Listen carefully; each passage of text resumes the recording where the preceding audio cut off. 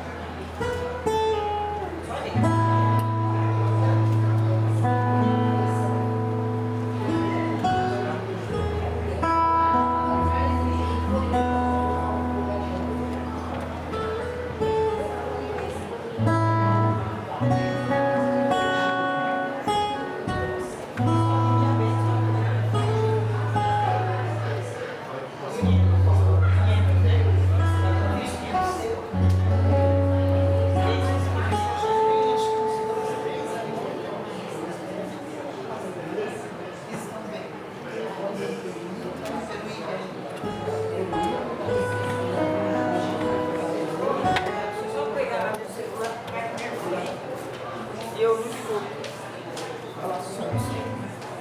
teve vindo ontem, né, Dan? O quê?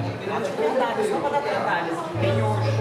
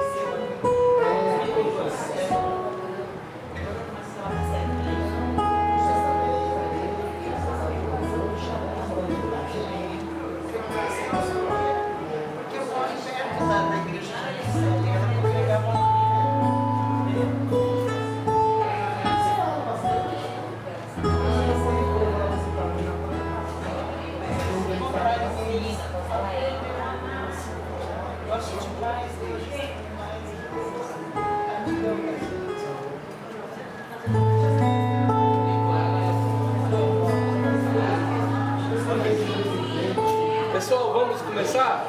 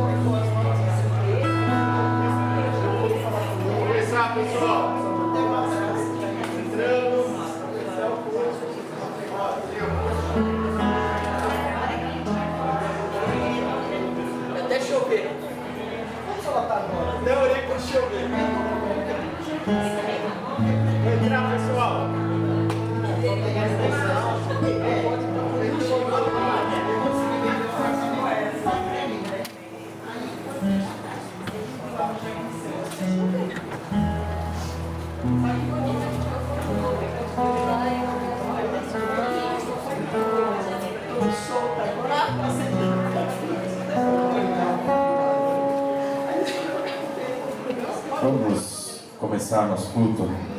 Te convido a ficar de pé.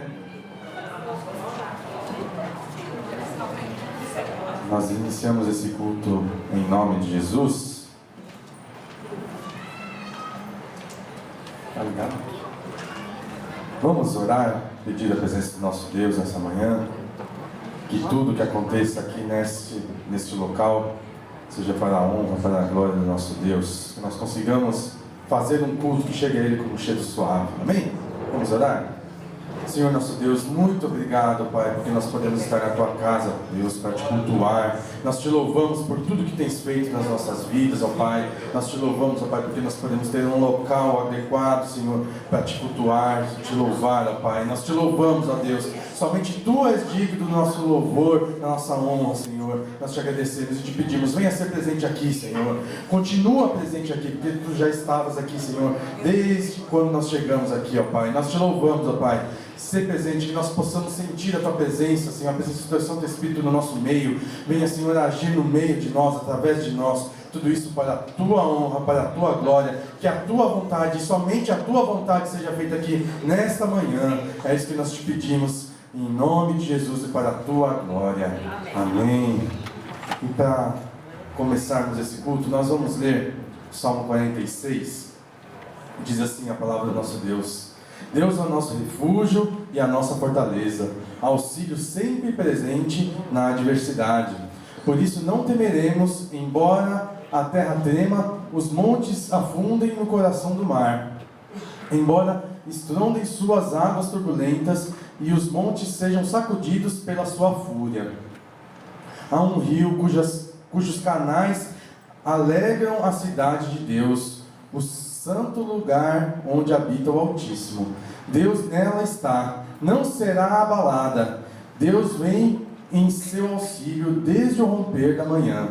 Nações se agitam, reinos se abalam, Ele ergue a voz e a terra se derrete. O Senhor dos exércitos está conosco, o Deus de Jacó é a nossa torre segura. Vejam as obras do Senhor, seus feitos estarrecedores na terra. Ele dá fim às guerras até os confins da terra. Quebra o arco e despedaça a lança. Destrói os escudos com fogo. Parem de lutar. Saibam que eu sou Deus. Serei exaltado entre as nações. Serei exaltado na terra. O Senhor dos exércitos está conosco. O Deus de Jacó é a nossa torre segura. Amém? Esse Deus que nós louvamos aqui neste lugar é esse. Torre segura. Amém? Se em luta estou, Ele é a paz.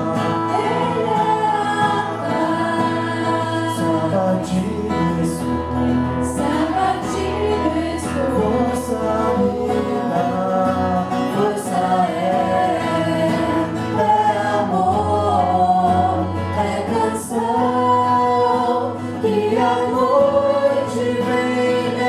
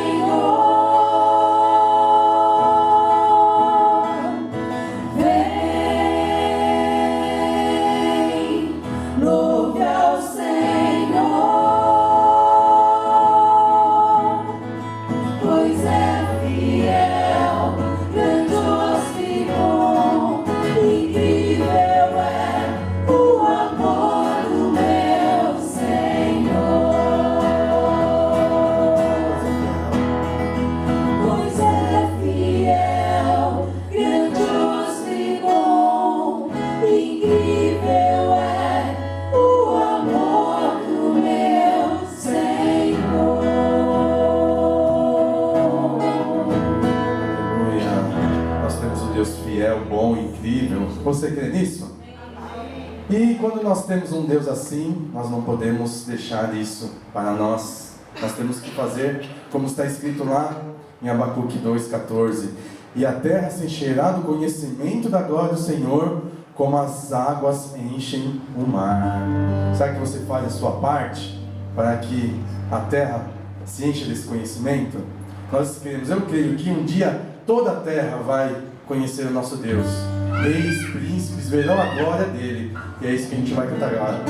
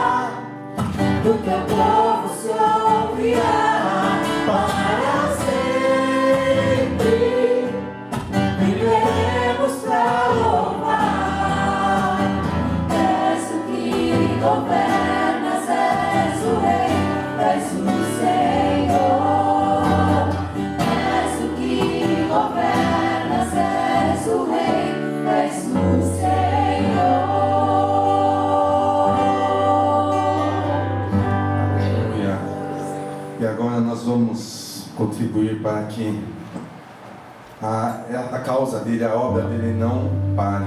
Nós vamos ofertar. Pegue o seu envelope aí, separe o que você tem de coração para ofertar à casa do nosso Deus, e vamos orar agora para que essa obra não cesse, que tudo que necessitar para que essa obra continue, aconteça, seja em forma de dinheiro, seja em forma de trabalho humano, esforço humano, que nada falte para que a obra do nosso Deus não pare. Amém? Vamos orar e dedicar essa oferta ao nosso Deus? Senhor nosso Pai, muito obrigado, Pai, por tudo que tens feito nas nossas vidas, Senhor. E agora nós queremos retribuir um pouquinho do muito que Tu tens nos dado, Senhor. Muito obrigado, Pai. Nós não temos palavras para Te agradecer. E Te pedimos, ó Pai, venha, Senhor, continuar derramando a Tua graça sobre as nossas vidas, Senhor. E que nós consigamos, Senhor, continuar mantendo a Tua obra, ó Pai. Que ela não cesse, que ela não pare, ó Pai. Dá a inteligência, dá a sabedoria, ó Pai, aos homens que vão administrar esse dinheiro. E que para Tua glória, Senhor, eles façam tudo da melhor maneira, Senhor, e que o Teu nome continue sendo glorificado, exaltado através da Tua igreja. Nós dedicamos esse dinheiro, Senhor, tudo isso nas Tuas mãos para a Tua glória. É isso que nós Te pedimos em nome de Jesus. Amém.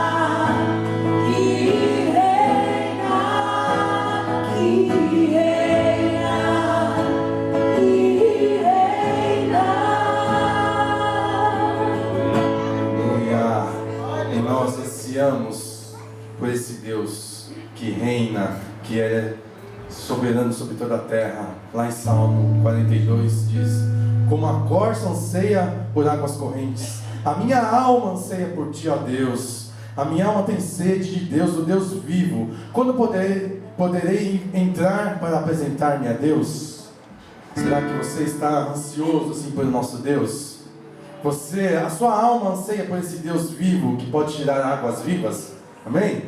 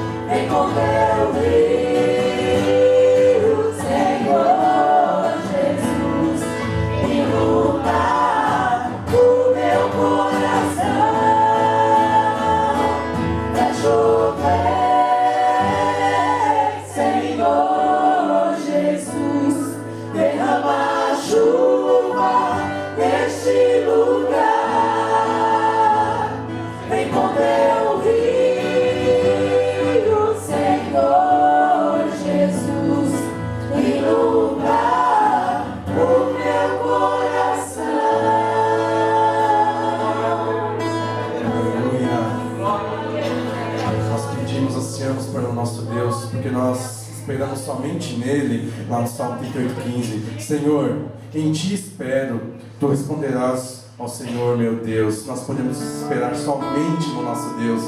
Só nele nós podemos confiar que nós vamos ter a resposta.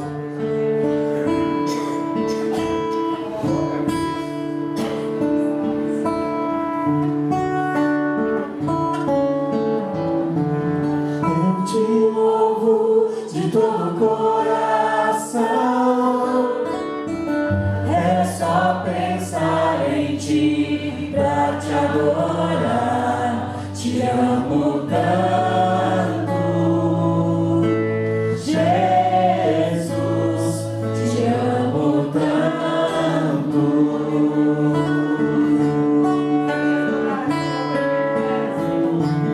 Eu te amo e canto assim. Em tuas asas sou levado a ti. Te amo.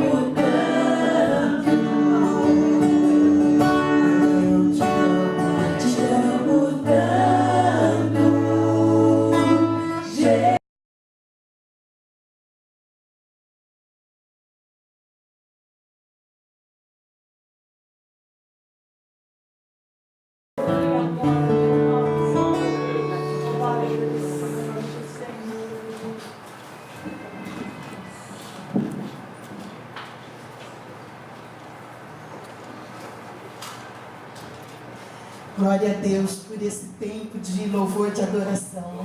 Como é bom estar na presença do nosso Deus. Como é bom termos essa liberdade de cultuar o nosso Deus, de expressar o nosso louvor, a nossa adoração a esse Deus tão maravilhoso, tão precioso. Abra a tua Bíblia no livro de Salmos. Nós estaremos meditando nesta manhã de número 24. Salmo número 24.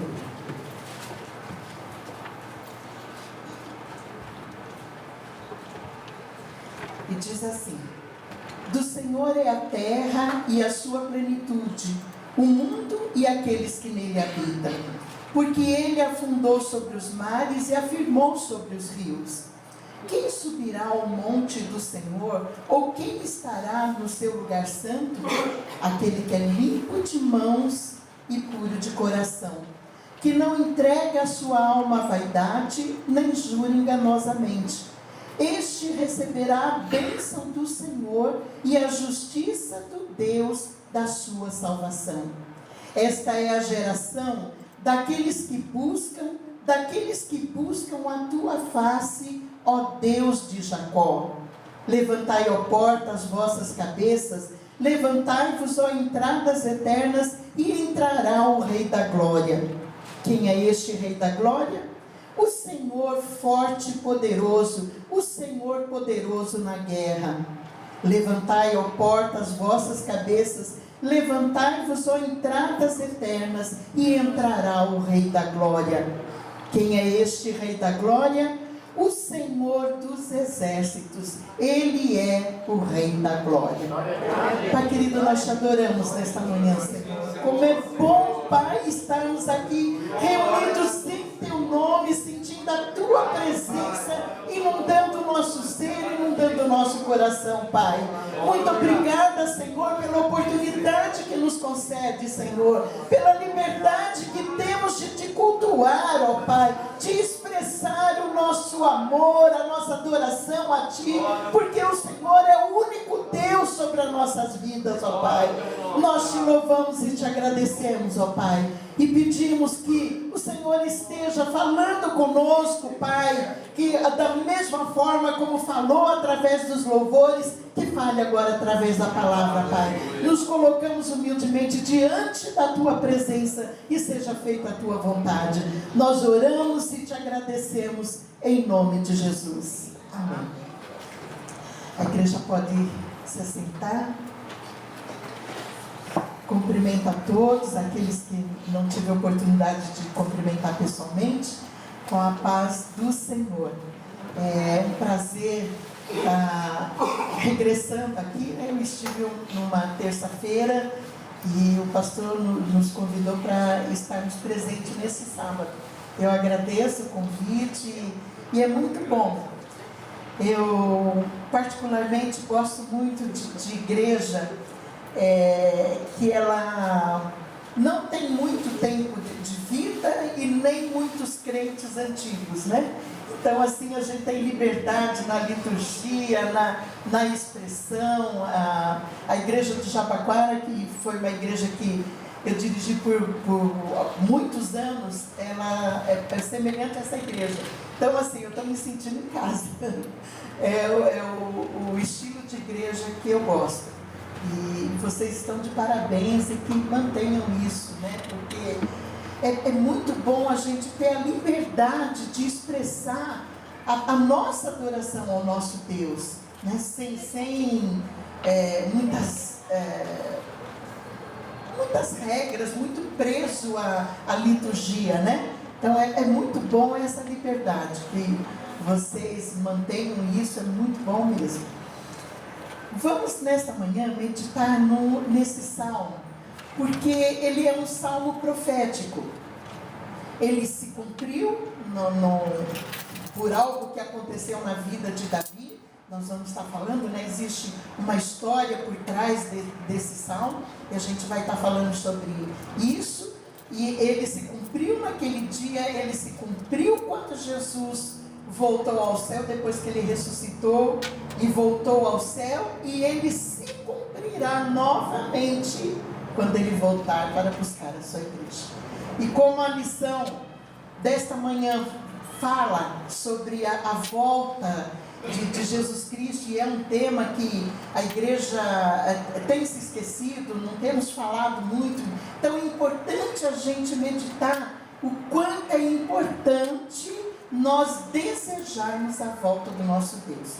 Às vezes a gente fica assim, olhando que nem o que aconteceu domingo, né, com a passeata, e que foi pacífica, realmente foi muito bonito, a manifestação pelo Brasil todo, e a gente fica assim, naquela esperança, se tirar a Dilma, se sair a Dilma, quem sabe entra o Aécio e resolve o problema. Resolve.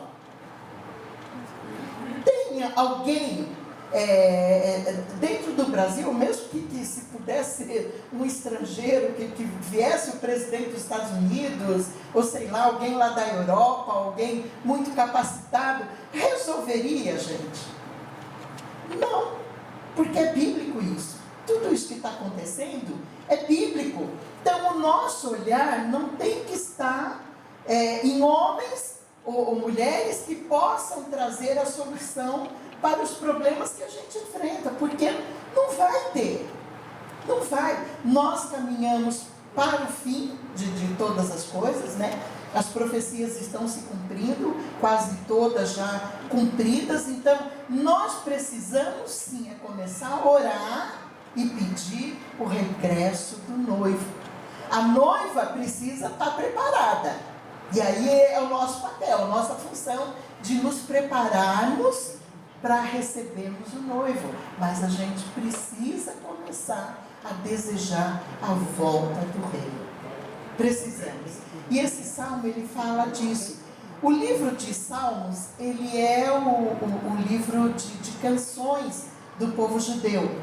Em todas as sinagogas hoje, né, nesse horário, eles estão reunidos e os salmos, eles não são lidos, eles são cantados. Se algum dia vocês tiverem oportunidade de participar de um culto, né, numa sinagoga, vocês vão ver isso. Eles são cantados e não lidos como a gente faz. Então, é o livro de música deles. E por trás de muitos salmos existem histórias. Existe um porquê desses salmos terem sido compostos. E esse é um deles. É um episódio que aconteceu na vida do rei Davi. Mas a gente vai começar com a história. Antes disso, vamos pegar lá no finalzinho da vida do sacerdote Eli, e o profeta Samuel já sendo preparado para o ministério, já iniciando já as suas atividades, e os filhos de Eli, que deveriam dar sequência ao sacerdócio, não faziam a vontade de Deus, eram corruptos, eram idólatras, praticavam sexo fora do casamento, enfim, fazia tudo que desagradava ao nosso Deus. E durante esse período, os filisteus, como a vida toda fez a vida do povo de Deus difícil, eles se levantam e vão guerrear contra o povo de Israel. E nessa batalha, eles conseguem vencer, destrói o tabernáculo que está construído lá em Siló, que depois que eles conquistaram a terra prometida, o lugar onde o tabernáculo foi construído foi lá neste lugar, que era o lugar de adoração, separado para os sacrifícios, para a adoração. E os filisteus destroem e roubam a arca do concerto e levam para a terra deles. Bom, nessa batalha, os dois filhos de Eli morrem, Quando a notícia chega, o velhinho, diz que ele estava com quase 100 anos já, o sacerdote ali, ele, quando recebe a notícia que os filhos tinham morrido na batalha, ele cai da cadeira onde ele está sentado, quebra o pescoço, morre. A esposa de Finés está para dar à luz, assim, faltando dias para nascer o bebê, e ela, com a notícia de todas essas mortes, ela acaba dando à luz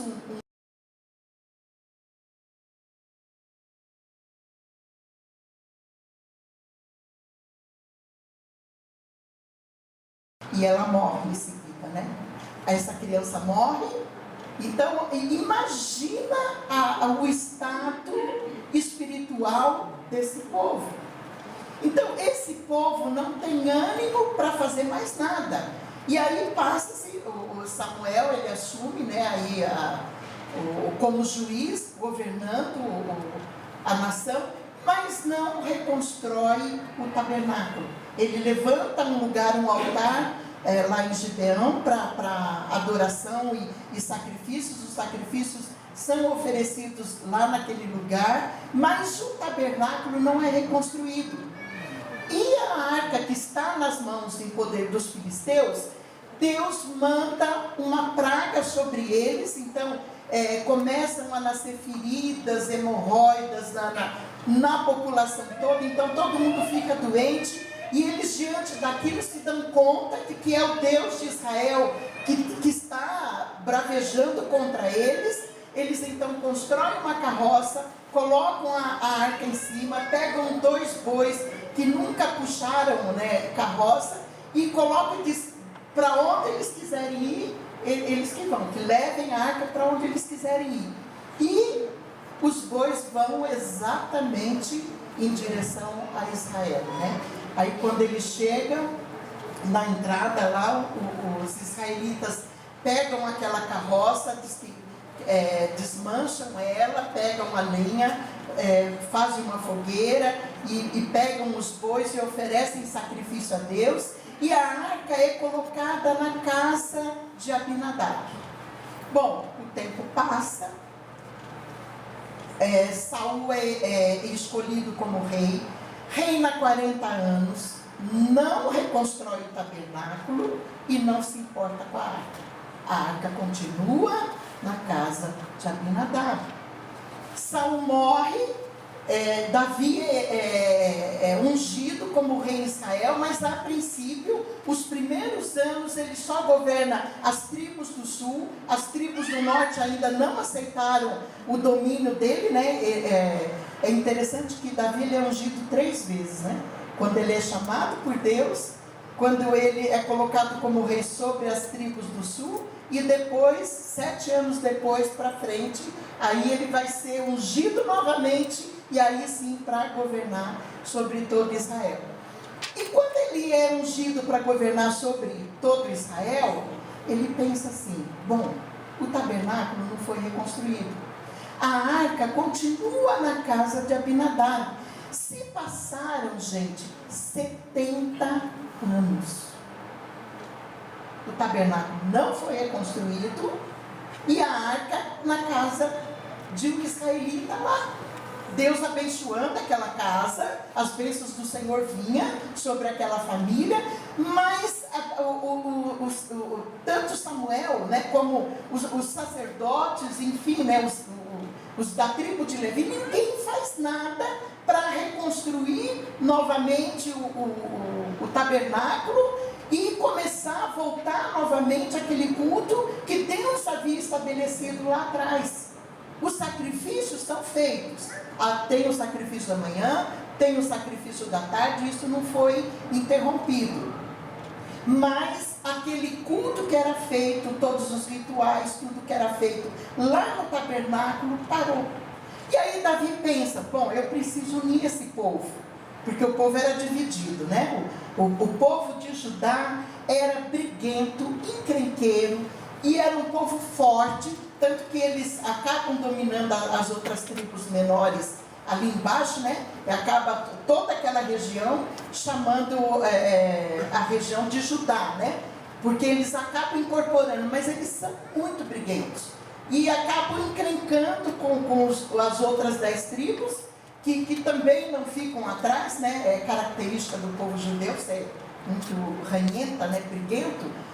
E aí Davi pensa, eu preciso unir esse povo. E como que eu vou fazer para unir? Bom, primeiro eu vou estabelecer a capital do reino em Jerusalém, que está um pouco acima do reino do sul e fica quase que na metade, né?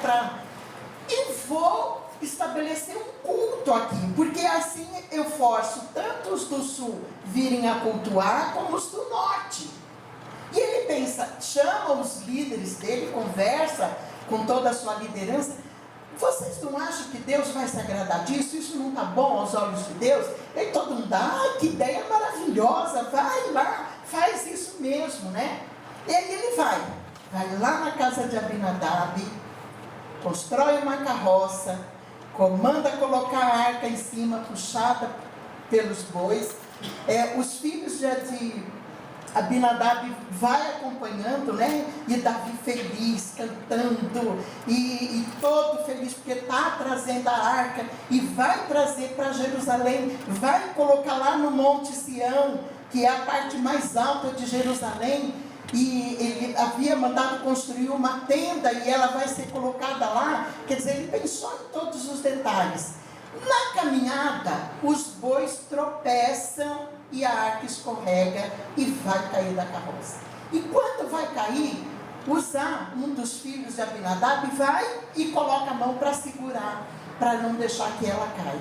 Quando ele toca na arca, ele cai morto. E aí todo mundo toma um susto. Mas o que aconteceu? Por que Deus está bravo? O que foi que houve? E aí não sabem o que fazer, colocam na casa de Obed-edom, que está ali próximo, guardam a arca lá, e Davi volta para o palácio, e preocupado, e chateado, e sem entender. E o texto bíblico não diz se ele foi buscar nos escritos, ou se Deus revelou para ele, mas depois ele afirma isso, que a arca, ela só podia ser transportada por sacerdotes. Quando ela foi construída, Deus mandou que fossem feitas uma argola de ouro, uma em cada canto da arca, para que nessa argola se passasse um varão, que era feito também de madeira recoberta com ouro, e em cada ponta 4 sacerdotes que poderiam transportá-la. Ela não podia ser transportada em cima de animais, ou de qualquer forma, ou mesmo por outras pessoas que não fossem sacerdotes. E quando ele se dá conta disso, ele compõe esse cântico. E aí a gente vai entender. O cântico diz assim: do Senhor é a terra e a sua plenitude, o mundo e aqueles que nele habitam. Ele diz, ele é Deus. Ele está acima de toda e qualquer coisa. Ele é o Deus Todo-Poderoso, e não há outro Deus, não há outro ser além dele. Ele reina, ele governa, ele está acima de todas as coisas. Por quê? Porque ele fundou a terra, né? Ele a fundou sobre os mares e a afirmou sobre os rios. Ele é dono, ele construiu esse universo. Ele fez todas as coisas perfeitas. Eu não sei se vocês algum dia pararam para pensar que a Terra ela é solta nesse universo. Gente, não tem cabo de aço segurando ela, prendendo em algum lugar para ela não cair. E ela não cai. Vocês já pararam para pensar nisso? Que ela gira e faz um movimento de rotação e translação tão perfeito que a gente está aqui em pé, ninguém cai, né? Está tudo direitinho, tudo no seu lugar. As coisas só saem do lugar quando o homem põe a mão. Quando o homem coloca a mão, o homem tira ela do lugar. Mas na criação de Deus, ele fez tudo perfeito. E tudo funciona como um relógio. E os cientistas até hoje ficam buscando teorias para explicar isso, né? Como que tudo isso funciona, como é essa perfeição desse Deus. Então, é esse Deus que nós servimos. É o Criador de todas as coisas. É o Deus Todo-Poderoso. Não há outro ser além dele. Aí, ele faz uma pergunta. Quem subirá ao monte do Senhor? Ou quem estará no seu lugar santo? Ele está se referindo ao Monte Sião, para onde a arca seria trazida 3 meses depois. Então vamos continuar com a história. 3 meses depois, quando ele se dá conta disso, de que a arca só podia ser transportada por sacerdotes,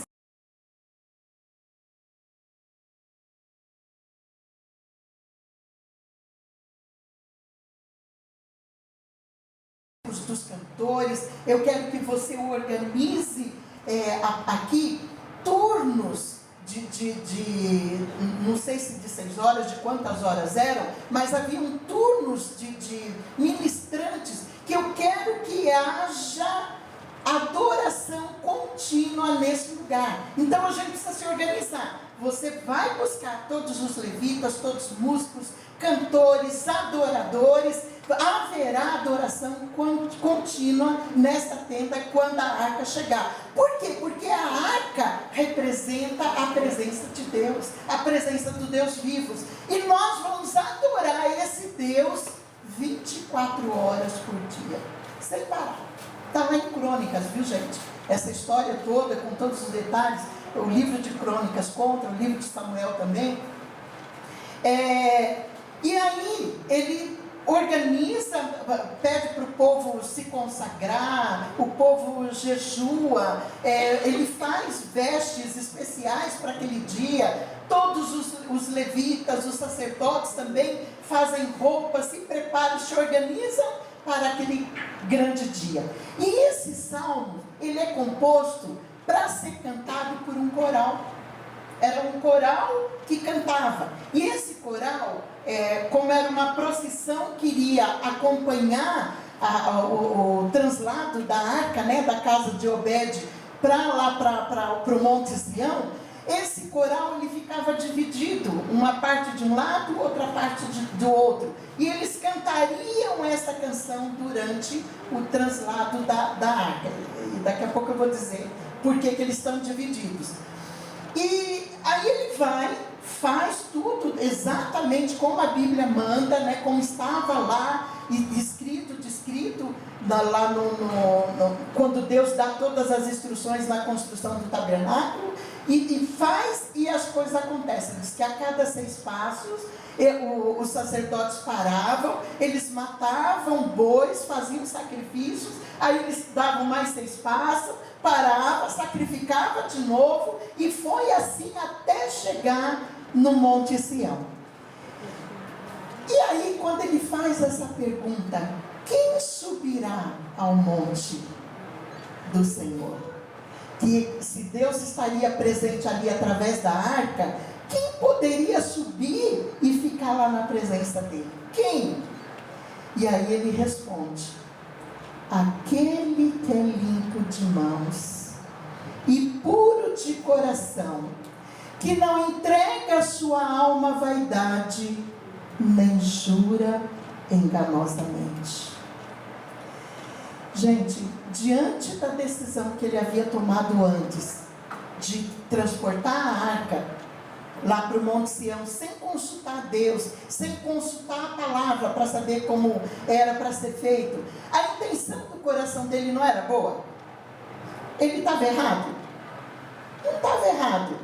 Ele estava pensando na unificação do povo, estava pensando de levar aquele povo a adorar a Deus, ensinar aquele povo, porque eles já haviam se passado muitos anos sem aquele povo adorar a Deus. Então a intenção do coração de Davi é boa, aos nossos olhos é correta, mas aos olhos de Deus não.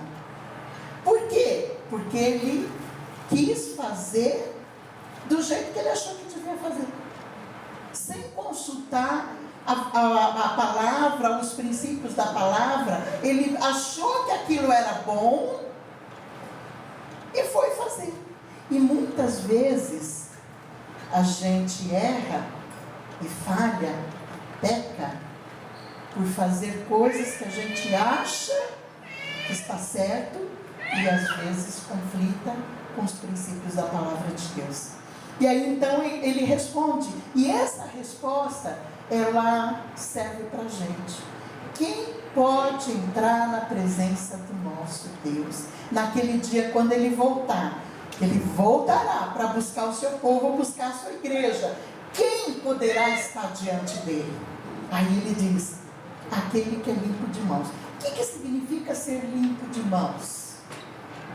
Gente, as mãos representam os nossos atos, nossos procedimentos, nossas atitudes. É aquilo que fazemos ou deixamos de fazer. Então, aquele que é limpo de mãos, aquele que faz o bem, aquele que pratica os princípios da palavra, aquele que não deixa de fazer quando ele pode fazer, esse é aquele que é limpo de mãos. Eu sempre digo às mulheres que nós temos um moto na Sofap muito lindo, maravilhoso, mas a gente repete ele como papagaio. Ninguém para pensar no que a gente está dizendo para Deus. E seja sobre nós a graça do Senhor nosso Deus, e confirma sobre nós a obra das nossas mãos. E se a obra das minhas mãos forem má? Eu estou pedindo para Deus confirmar. E se eu fui negligente? Eu estou pedindo para Deus confirmar.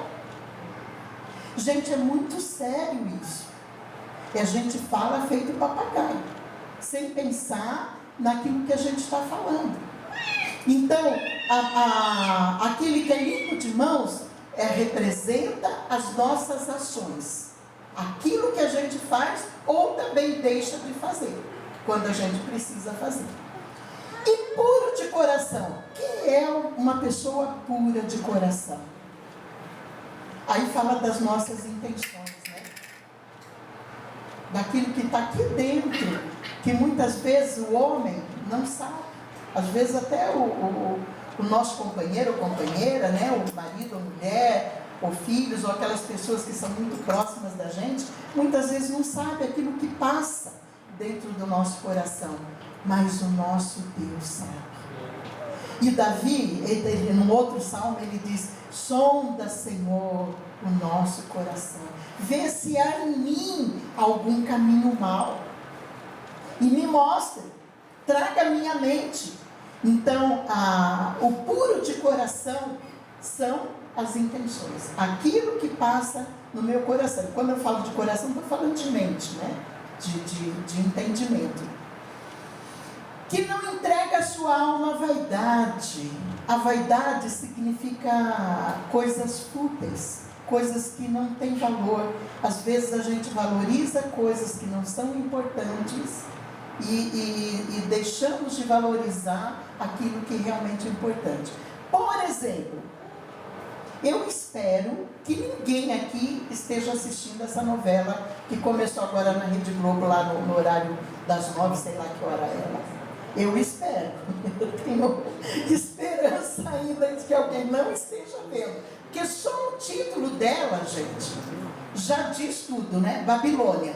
E segundo eu vi na internet, nos comentários, que logo no primeiro capítulo, né, teve um beijo lésbico lá, de duas atrizes que a gente sempre admirou pelo trabalho, já duas senhoras já, né, e a gente com aquela admiração pelo trabalho delas, e a novela foi aberta dessa forma, realmente uma verdadeira Babilônia. Olha, às vezes eu troco a leitura da palavra para assistir um lixo desse. Isso é dar valor a coisas fúteis, coisas que não têm importância, coisas que não vão me acrescentar nada, coisas que não vão me edificar. E às vezes eu valorizo e abro mão daquilo que realmente tem valor. Lá no Jardim Célia tem uma diaconisa Valquíria, que ela luta pela leitura anual da Bíblia. Então, todo ano, quando já chega em dezembro, ela já começa a falar. E ela faz cópia dos planos de leitura e distribui para o povo. E todo sábado, quando termina a escola bíblica, ela vai lá e fala, porque ela incentiva aquela leitura de 3 capítulos por dia. Se você lê 3 capítulos por dia da Bíblia, você lê a Bíblia no ano todo. Você consegue. E 3 capítulos, gente, o que é? Nada, né? A não ser quando chega no Salmo 119, aí você vai ler bastante. Mas fora disso, 3 capítulos por dia não é nada. E você consegue ler a Bíblia no ano todo, completa, né? E ela fala. E aí quando chega no final do ano, no culto do dia da Bíblia,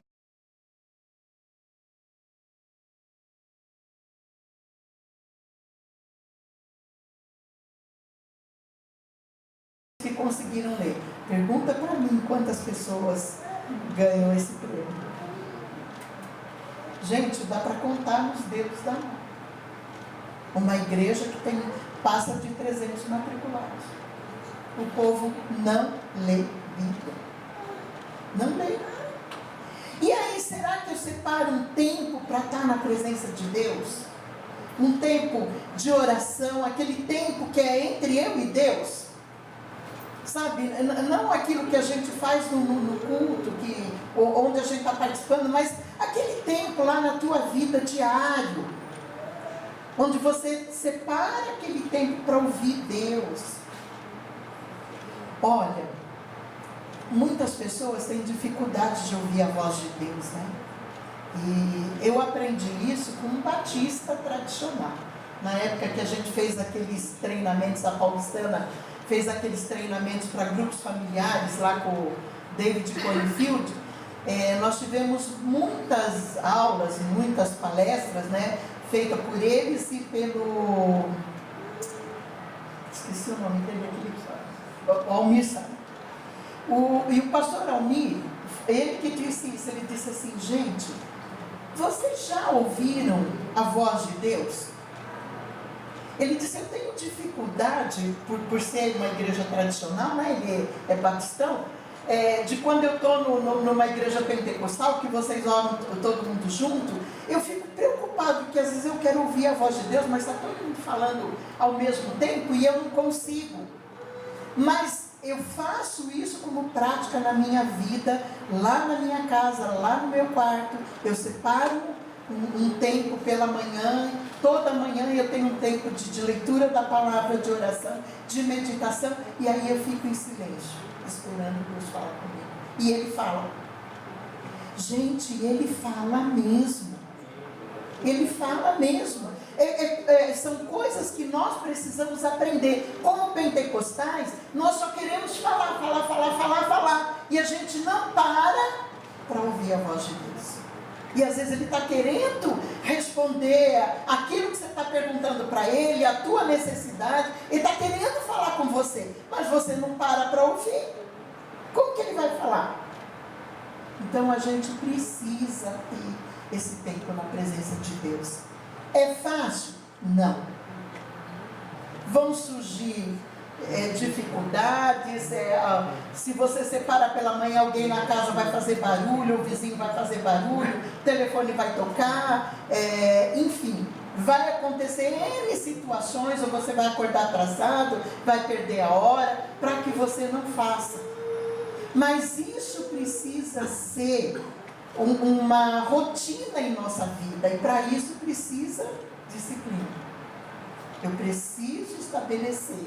Eu tenho que ter esse tempo na presença do meu Deus. Gente, isso não é vaidade.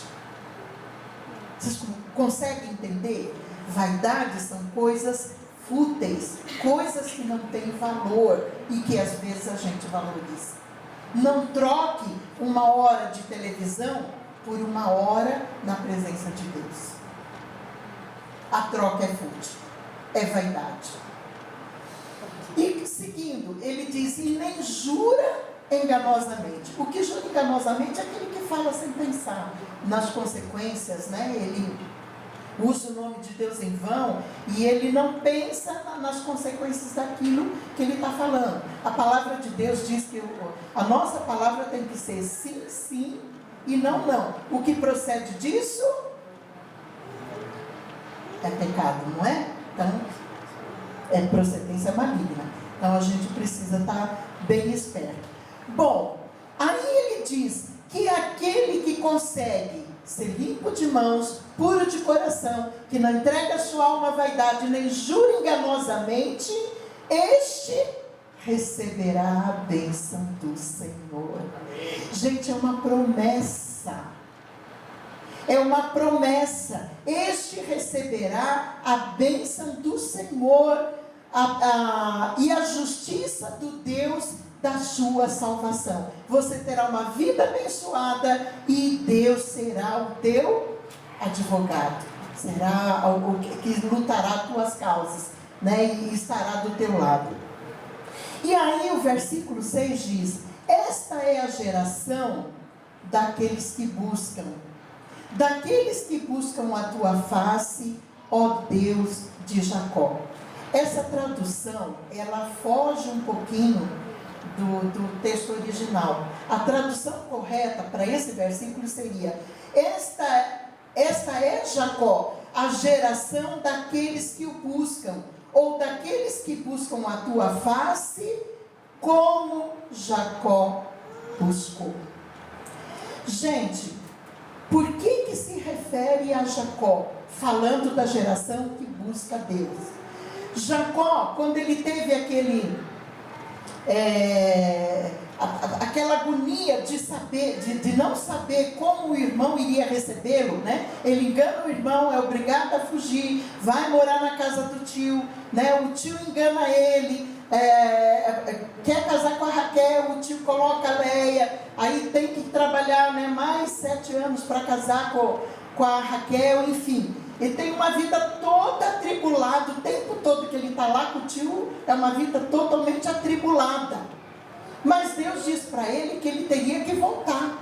E é por isso que as tribulações aparecem. Ele teria que regressar. Só que quando ele regressa, ele não sabe como Esaú vai recebê-lo.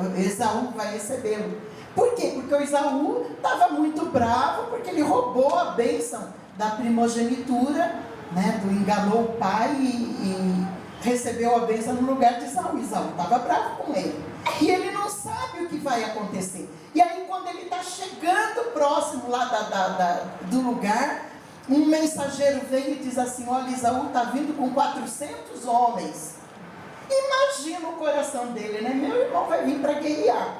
Vai agora guerrear contra a minha família, contra mim, eu quero viver em paz com meu irmão.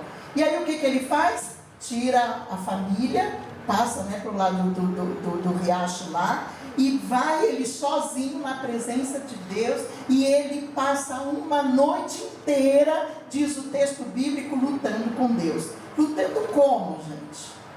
O que ele queria de Deus? Ele queria a bênção de Deus e a aprovação para que o irmão viesse em paz. Era isso que ele estava buscando de Deus. A confirmação do retorno dele, que Deus disse que ele teria que voltar, e a bênção sobre a vida dele para ele viver em paz ali na terra dele. E aí ele luta com Deus, e essa luta ela é espiritual. Ele está lutando em oração, e ele está ali, e diz que o anjo vem e está ali junto com ele. Ele agarra o anjo e diz: eu não deixarei você embora enquanto você não me abençoar. Ele não se levantaria, não sairia daquele lugar sem a bênção de Deus. Aquele anjo é a representação do próprio Cristo, né?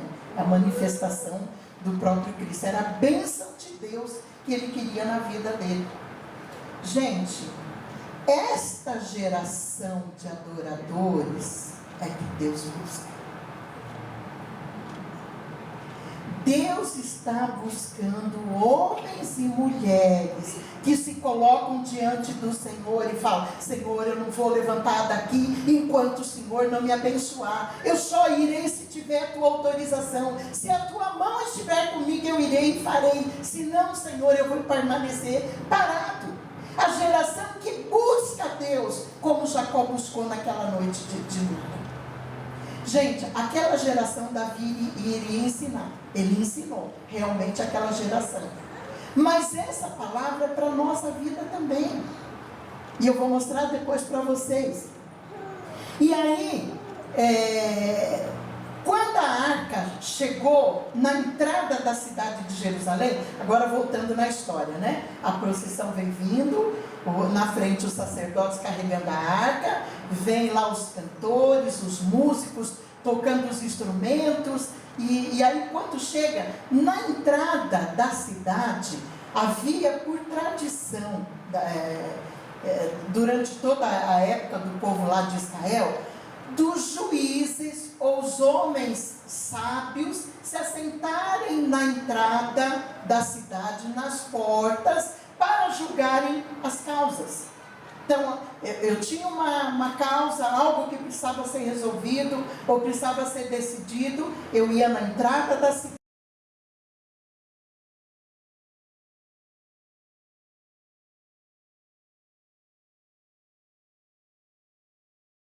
apresentados. E eles eram muito respeitados. E aí na canção, Davi diz assim: levantai, ó portas, as vossas cabeças. Ó, vocês que são juízes, que se acham muito importantes, tem alguém mais importante do que vocês, que vai entrar por essas portas. Então ele está se referindo aos magistrados que ficavam na entrada ali da cidade. E aí é quando o coral canta, que o coral se divide, que eu disse, né, dividido em duas partes. Então, uma parte do coral cantava: levantai, ó portas, as vossas cabeças, levantai-vos, ó entradas internas, e entrará o Rei da Glória. Aí uma parte do coral perguntava: quem é esse Rei da Glória? E o outro respondia: o Senhor dos Exércitos, Ele é o Rei da Glória. E aí repete: levantai, ó portas, as vossas cabeças, para que entre o Rei da Glória. Quem é esse Rei da Glória? O Senhor Todo-Poderoso, Ele é o Rei da Glória.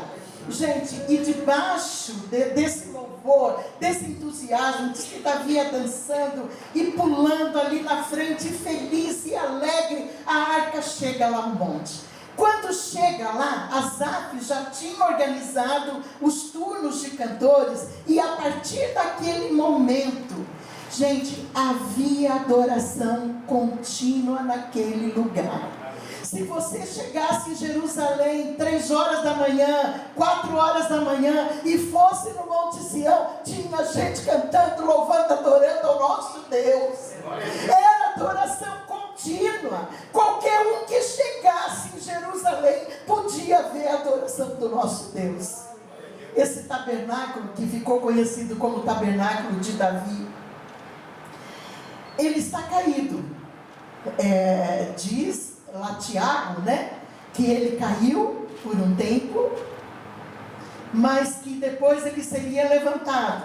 Abra a sua Bíblia lá no livro de Atos.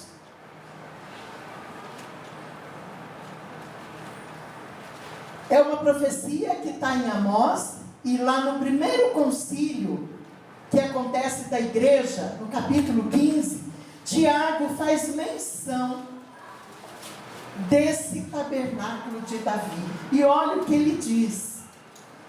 Atos capítulo 15, versículo 16. É Tiago que está falando. Eu vou ler desde do 13. E havendo-se eles calado, tomou Tiago a palavra, dizendo: varões irmãos, ouvi-me. Simão relatou como primeiramente Deus visitou os gentios para tomar deles um povo para o seu nome. E com isso concordo as palavras dos profetas, como está escrito: depois disso voltarei e reedificarei o tabernáculo de Davi que está caído, levantá-lo-ei das suas ruínas e tornarei a edificá-lo, para que o resto dos homens busquem ao Senhor. E também todos os gentios sobre os quais o meu nome é invocado, diz o Senhor, que faz todas essas coisas. Gente, essa palavra profética, ela se cumpriu, né? Quando ele entrou com a arca, o Rei da Glória entrou e ficou lá, no Monte Sião. Depois se passaram, se construíram o templo, o povo esqueceu, Davi morreu, acabou o tabernáculo de Davi, ficou caído. Aí Jesus veio.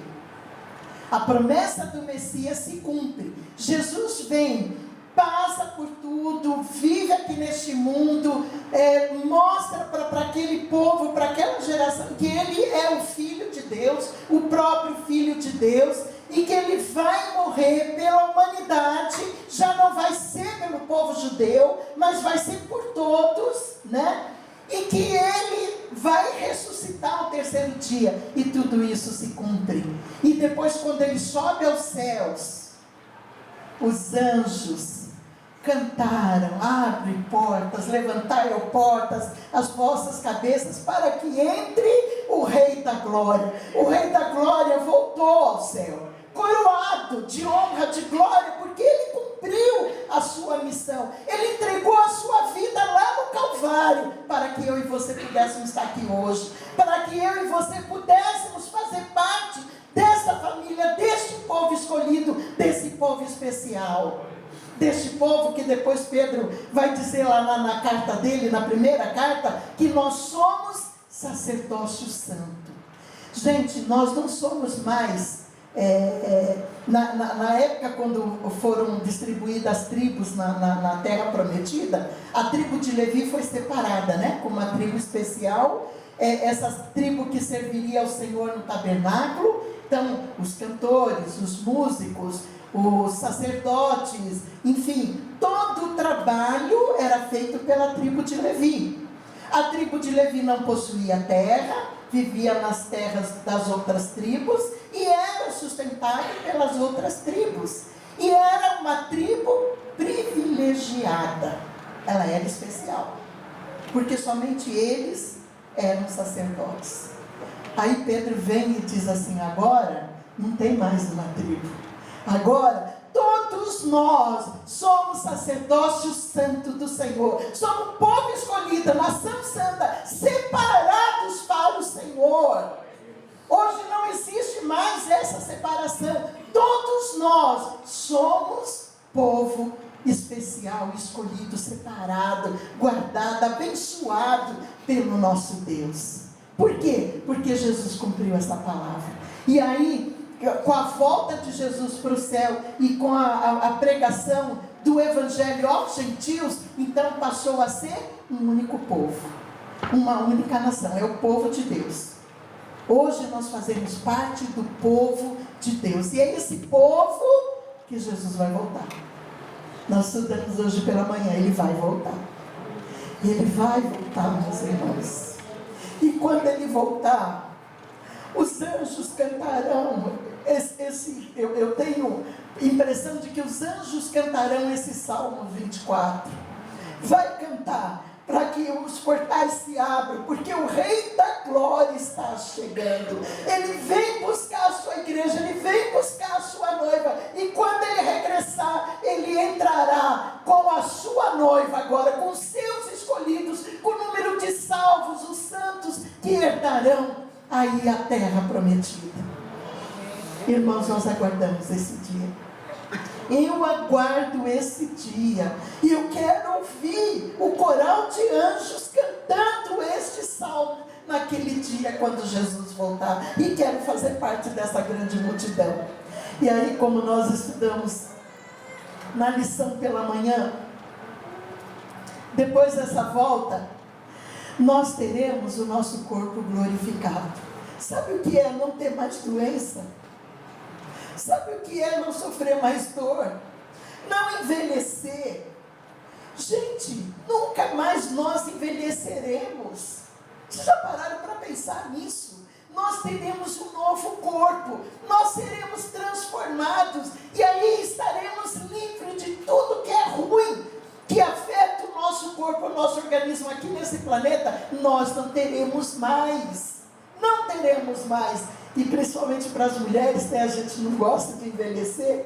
Nós não envelheceremos, gente. Que coisa maravilhosa, não precisa mais pintar o cabelo vai ficar branco, na verdade não vai ter ruga, não vai ter nada disso que incomoda a gente, não vai existir mais. Você terá um corpo glorificado, um corpo transformado, um corpo que não será mais afetado pelas doenças, pelas enfermidades ou pela ação do tempo. E a lição diz que também a maldade não mais existirá. A gente não vai precisar sair nas ruas para fazer passeata.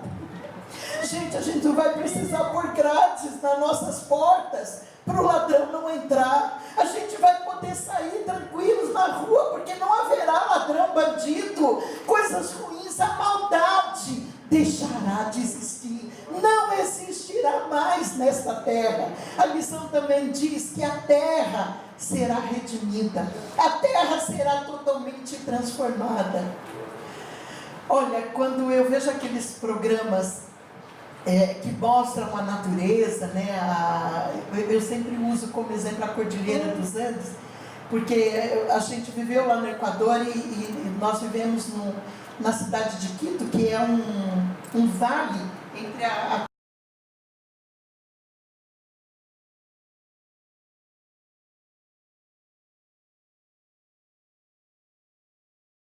Eles falam que a cidade de Quito é da eterna primavera, porque o clima é sempre de primavera.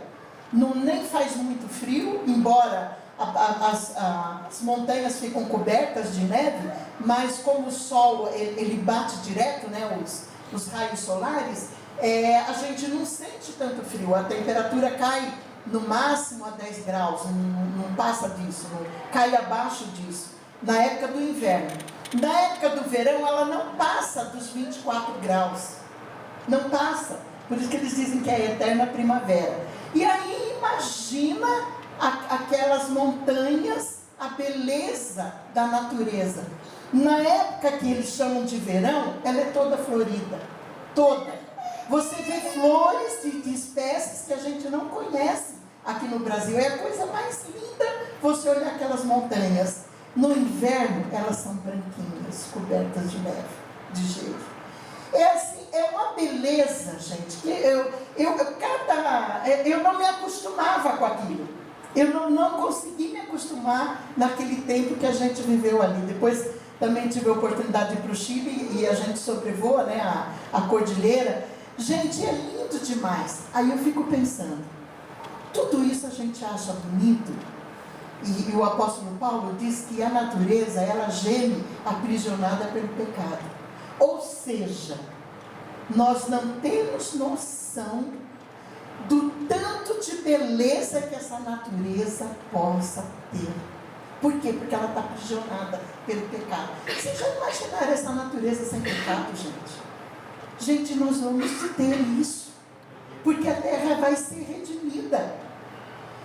Não vai haver mais maremotos, terremotos, furacões, todas essas coisas ruins que a natureza, né, reage pela ação do homem, não acontecerá mais. Será maravilhoso demais morar nesse lugar. Outra coisa que eu fico pensando, hoje a ciência diz que o homem utiliza no máximo 10% da sua capacidade de construir, né, do seu intelecto. Por quê? Porque ela está também aprisionada pelo pecado. Vocês já pararam para imaginar a tua capacidade de criar, de fazer em 100%? Pois nós vamos ter 100%. Nós vamos ter 100%. Gente, quem pensa que será uma vida chata morar no céu, depois voltar a morar nessa terra, está muito enganado. Quantas coisas que a gente não vai poder fazer, e aí não vai existir mais esse comércio, essa coisa, não vai ter pobre, né, e rico, e todos nós teremos direitos iguais, e poderemos fazer aquilo que a gente pensa. E há uma coisa, e isso é pensamento meu, tá, gente? Não está na Bíblia, é o que eu acho, e é achômetro mesmo. Mas eu acho que nós não ficaremos presos a esse planeta. Por que Deus criou tantos planetas? Será só para embelezar o universo? e a gente, como seu povo, seus filhos, e aí redimidos e restaurados, será que nós ficaremos presos a esse planeta? Será que a gente não vai poder sair e visitar e andar nesse universo? É algo que passa na minha cabeça. Eu não acho que Deus fez um universo desse tamanho, e quando a gente olha a imensidão do universo, a Terra é apenas um pinguinho, né? Diante da grandeza do universo. E fez tudo isso para manter a gente preso no planeta Terra? Eu não sei. É achômetro, tá, gente? Não está escrito. Mas eu acho que a gente não vai ficar preso nesse planeta, não. E aí também nós teremos uma comunhão perfeita com o nosso Deus. Diz que nós estaremos na presença de Cristo, né? E entraremos na presença dele a hora que a gente quiser, cultuaremos a ele, estaremos junto dele, e aí sem nada que nos atrapalhe, sem nada que nos impeça, será uma adoração perfeita. Mas, gente, enquanto nós estivermos aqui, Davi está dizendo que Deus busca essa geração de adoradores.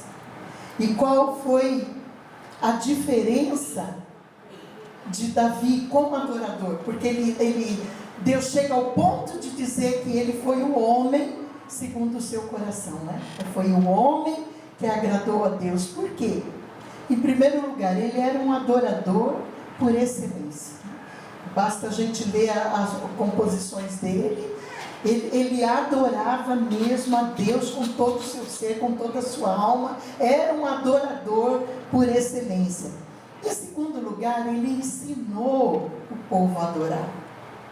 Através da vida dele como adorador, o povo olhava nele e se espelhava. Aquela geração dele aprendeu a adorar a Deus como deveria ser adorado. Terceira coisa muito importante na vida de Davi, ele era humilde.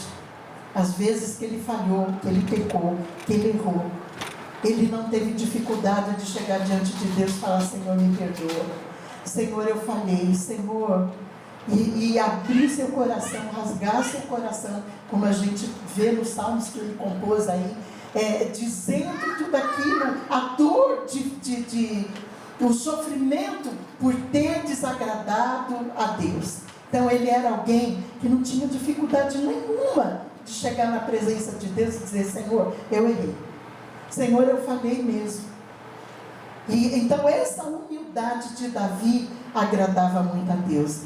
Gente, Deus busca essa geração. Nós fazemos parte de uma geração que está despertando para isso. Nós fazemos parte de uma geração que está recebendo o alerta. Jesus está voltando e ele vem buscar pessoas que o adorem verdadeiramente. Pessoas que busquem a sua face como Jacó buscou naquele dia. Pessoas que se dispõem a estar na presença dele como Davi se dispôs. Essa é a geração que ele vai buscar. E o que precisa para essa geração? Ser limpo de mãos, ser puro de coração, não entregar nossa alma à vaidade, nem jurar enganosamente. Se nós procedermos assim, a minha casa e a tua casa será abençoada. É a promessa. É a promessa. Aqueles que praticam isso têm as suas vidas abençoadas. E a palavra de Deus, ela não volta atrás. Ele prometeu. Se nós colocarmos em prática, com certeza seremos abençoados. Vamos nos colocar em pé? Eu quero orar com você. Vamos pensar em tudo que Deus preparou para a nossa vida nessa manhã. Desde a lição, desde os louvores, desde esse tempo que nós separamos, nós escolhemos estar aqui. Ninguém obrigou vocês a virem aqui. Vocês vieram porque por livre escolha, né? Escolheram estar aqui. Poderiam estar em outros lugares, mas escolheram estar aqui. Escolheram estar na presença do nosso Deus. E aí Deus prepara uma palavra para a vida de vocês, nos alertando, para a sua e para a minha também, nos alertando que Jesus está voltando, mas que Ele vem buscar uma geração de adoradores que o adorem em espírito e em verdade, de adoradores que praticam os princípios da sua palavra, que têm as mãos limpas, que têm um coração puro, que não se prende a coisas vãs e nem falam sem pensar. Esta é a geração que Jesus Cristo vem buscar. E eu espero fazer parte dessa geração. E eu quero que cada um de vocês faça parte dessa geração. Então vamos orar? Vamos falar com Ele? Vamos dizer para Ele que nós queremos sim, se estamos falhando na nossa adoração, se estamos falhando na nossa caminhada, que Ele hoje nos dá a oportunidade da gente seguir da forma como Ele quer. Como Ele quer. É segundo a vontade dEle, não é segundo a minha vontade. Vamos orar então. Senhor nosso Deus, nós te adoramos, Pai. Oh meu Deus, como é bom estar na Tua casa, na Tua presença, Pai.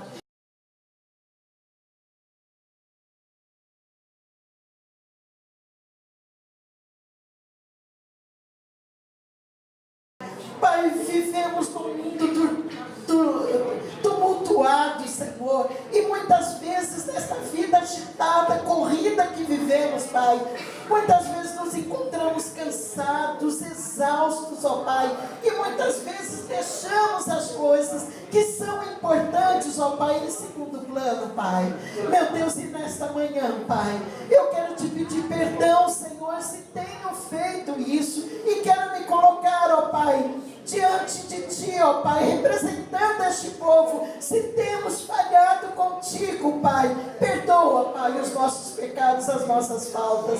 Se estamos dormindo, meu Deus, se não estamos percebendo, Pai, o Teu agir, o Teu querer sobre as nossas vidas, Pai, que haja, Senhor, hoje um despertar, ó Pai, que possamos entender, ó Senhor, aquilo que o Senhor tem preparado para nós, que é lindo demais, meu Deus. Meu Deus, que nós possamos verdadeiramente, Pai, vivermos a Tua palavra, Pai, que por onde nós formos, a Tua luz, ó Pai, resplandeça através das nossas vidas, ó Pai, que possamos ser canais de bênção, Senhor, sobre a vida daqueles que nos observam, que nos seguem, ó Pai, que possamos influenciar, ó meu Deus, e não sermos influenciados, Senhor.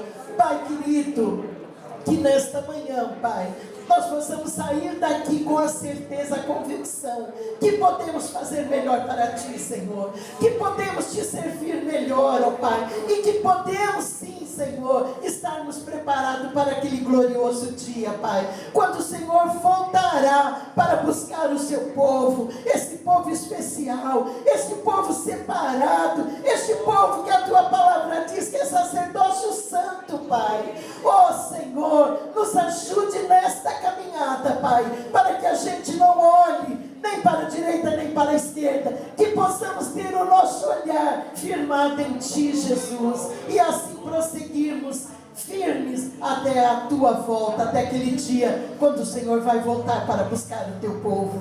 Nós oramos e Te agradecemos por este dia, em nome de Jesus. Amém. Amém.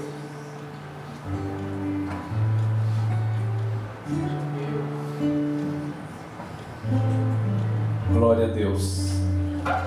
Eu fico pensando o seguinte: como tem coisa que está distraindo a gente em relação a valores tão imensos. Deus nos concedeu tantas graças. O apóstolo São Paulo diz que nós fomos abençoados com todas as bênçãos espirituais nos lugares celestiais. Hoje a gente pode carregar, a gente pode tocar na arca, porque agora nós somos sacerdotes. Você tem uma Bíblia e você não valoriza isso. Aquele menino foi lá tentar segurar para não cair a arca no chão e ele foi fulminado porque ele não podia tocar, só sacerdote poderia tocar.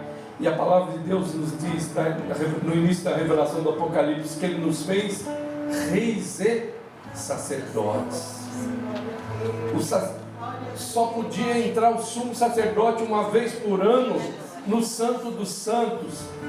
E o autor da carta aos Hebreus diz que hoje nós podemos entrar no Santo dos Santos. Nós podemos entrar com ousadia.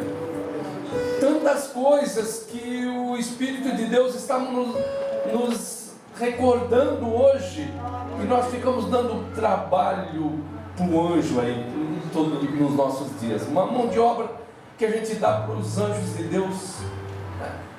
Os anjos de Deus são enviados a servir a favor daqueles que hão de herdar a vida eterna, e eles, na intenção deles era só ajudar a gente a fazer a obra, não para evitar problemas que nós causamos, que nós cultivamos. O Espírito de Deus falou com profundidade ao nosso coração, e todos nós, depois de uma mensagem como essa, nós só temos uma atitude, só podemos ter uma atitude: melhorar, crescer. Vamos cantar?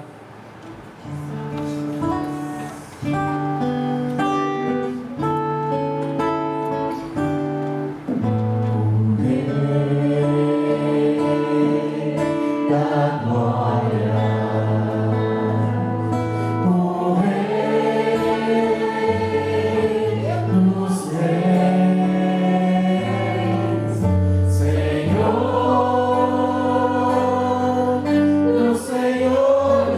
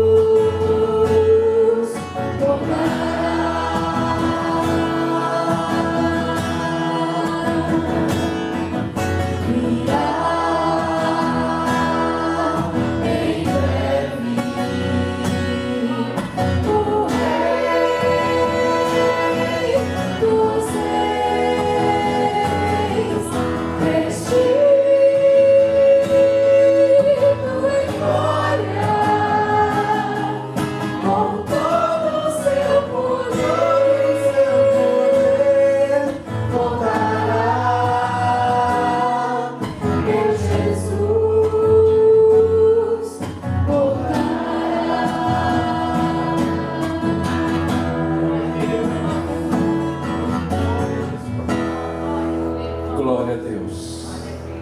Que bom. Isso supera todas essas expectativas aqui que nós temos aqui. Às vezes a gente está valorizando, sendo distraído aí por coisas pequenas. O que o olho não viu, o que o ouvido não ouviu, o que não subiu ao coração do homem, é o que Deus tem preparado para aqueles que o amam. Que nós não sejamos distraídos com coisas pequenas, tão pequenas, mas que pensemos, que valorizemos, que este grande momento da volta de Jesus seja o nosso valor maior.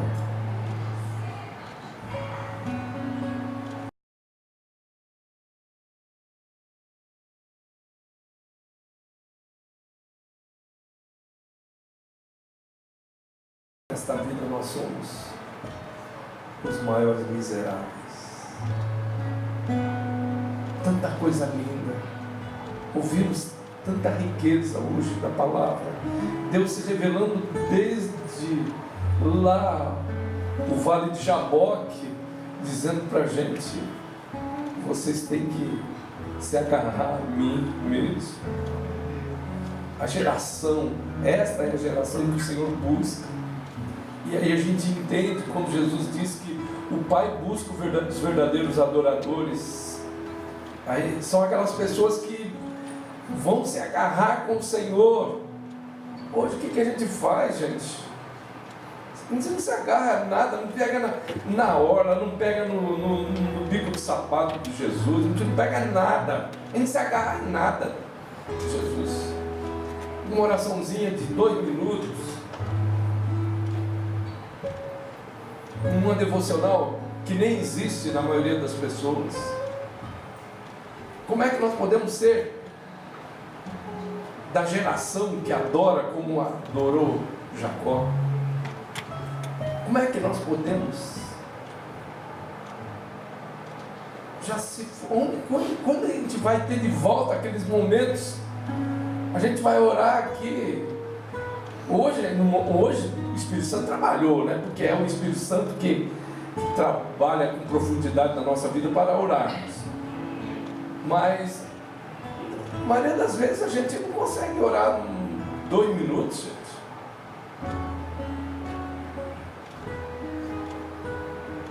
A média do brasileiro é de 7 minutos, por causa dos coreanos que existem no Brasil, que oram bastante. A pessoa, você quer 24 horas de bênção, de proteção, entregue à morte o dia todo, você está lá 24 horas e ora 2 minutos e orar. Como é que essa geração vai ser reerguida? Como é que o santuário de Davi vai ser reerguido? Tem que ter atitude, queridos.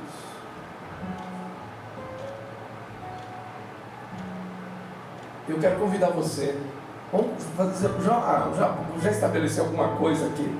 Chegue um pouquinho antes daqui. Nós não chegamos muito atrasados. Eu digo nós, porque eu estou incluído o que faz o consciente coletivo pela palavra de Deus é o pastor. Então vamos chegar um pouquinho antes aqui, ficar um tempinho aqui ajoelhados, conversar, aquela oração silenciosa com Deus, orar um pouco. Vamos reerguer aqui o Ministério de Intercessão, orar pelos países, tanta coisa que está acontecendo no mundo e a gente está aqui alheio. Como é que você pode participar lá vendo os coptas sendo degolados lá pelo Estado Islâmico? O que você faz? Fica de braço cruzado? Você sabe que os nossos irmãos já estão sendo afetados lá na Nigéria. Quando estive na Nigéria, nunca se imaginou que o problema da Sharia ia alcançar, chegar no povo Igbo. Está chegando no povo Igbo. E aqueles fanáticos lá estão matando, eles chegam, fecham uma casa de gente orando, fecham tudo, cercam tudo, tocam fogo lá dentro, morre todo mundo. E a gente está lá, com a mesinha farta. O que nós vamos fazer? No mínimo, queridos e queridas, orar. No mínimo, orar. Se vocês quiserem, a gente coloca os mapas aqui no canto, ali, em algum lugar aí, para a gente orar, mostrar as regiões que nós queremos que sejam alcançadas pela mão de Deus. Mas vamos fazer mais do que temos feito. Amém? Dia 28, no próximo sábado, nós teremos aqui uma ordenação. Todos estão convidados, mais do que convidados, convocados. Por favor, Danilo. Procurando aqui, peraí. Dia 28, a partir das 19 horas.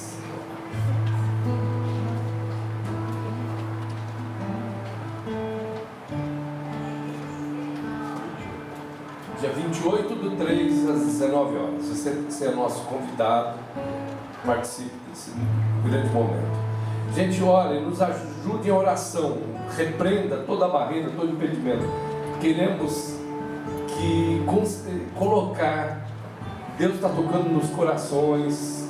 E Deus vai abençoar pessoas que estão se colocando à disposição de Deus para ofertar para o nosso ar-condicionado. Nós queremos, nessa semana que se inicia, no máximo na segunda-feira, já fazer a aquisição dos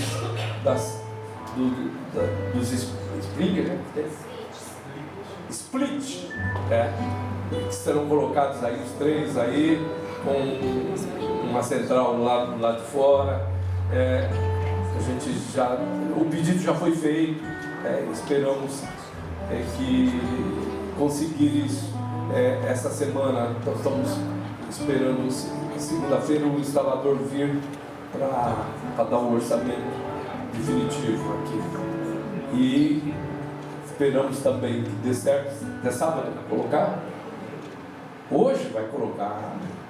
Então, nosso telão aí. Amém? Estamos avançando. Vamos ficar todos em pé? Que o Senhor vos abençoe e vos guarde. Que o Senhor faça resplandecer o seu rosto sobre vós e tenha misericórdia de vós. Que o Senhor sobre vós levante o seu rosto e vos dê a paz. E que a graça do Senhor Jesus Cristo, o grande amor do nosso Pai eterno, a comunhão e as consolações do Espírito Santo sejam com todos nós e conosco permaneçam, hoje e para todos sempre. Amém. Muito obrigado, missionária Célia.